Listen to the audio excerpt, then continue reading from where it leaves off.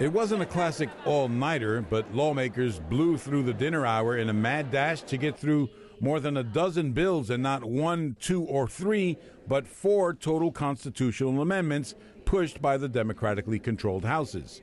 Covering issues as diverse as gaming expansion in the North and new reapportionment rules, the measures were as dense as they were significant, leaving some Republicans to rail against the majority for putting politics above policy. Four constitutional amendments that could change the entire shape of the state of New Jersey. And we didn't even get copies of some of those potential amendments until late Tuesday night. It's outrageous. For the record, here's what voters will likely be asked to approve in November. Should casino gambling be expanded to North Jersey? Should the governor be required to make quarterly payments to the state pension fund?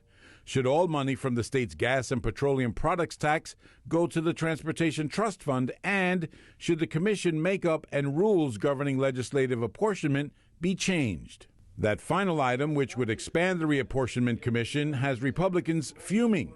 Democrats say they want to use the results of future state and federal elections in order to increase the number of competitive districts. But opposition lawmakers were, let's just say, skeptical. Why do you think the Democrats want to change redistricting? Is it because they want to make it more fair, or do they want to make this a perpetual one-party state? Now, I can tell you, common sense will tell you that they're not changing the Constitution to help the Republicans out. Who knows who it's going to favor? In one of the elections we know that are going to count toward that number, Governor Christie won 62-38. If you can predict what's going to happen in the next 6 elections going forward, you're all better than I am. As Governor Chris Christie is fond of saying, elections have consequences, and Democrats were not apologizing for running roughshod over the minority.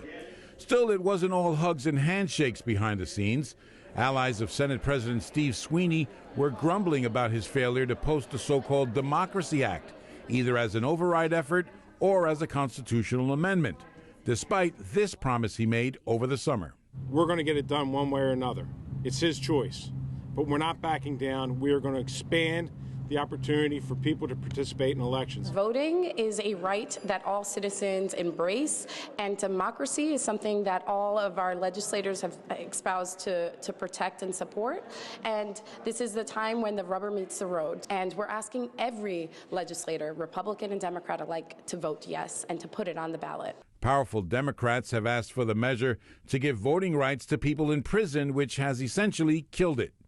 There's too much to hash out, said one Democrat, and we just don't have the time. That's the way democracy goes when you're up against the clock. For NJTV News, I'm David Cruz.